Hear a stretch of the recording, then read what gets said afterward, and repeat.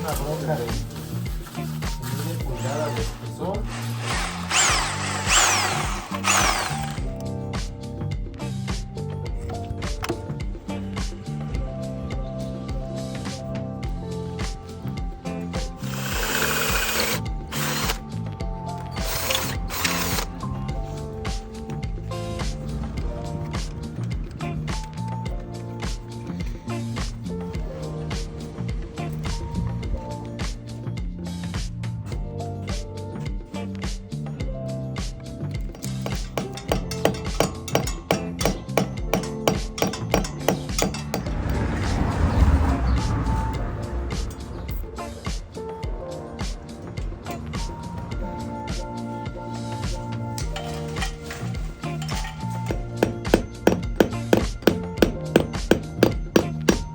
Que es el que va directo al ring.